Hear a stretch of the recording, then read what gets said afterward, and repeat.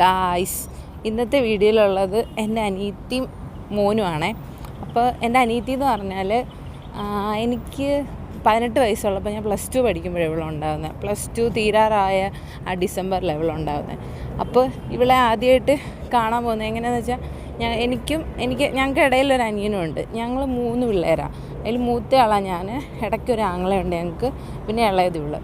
അപ്പോൾ ഞങ്ങൾ ഒരു ദിവസം സ്കൂളിൽ പോയി. അപ്പോൾ അമ്മ ഓൾറെഡി പ്രഗ്നൻ്റൊക്കെയാണ്.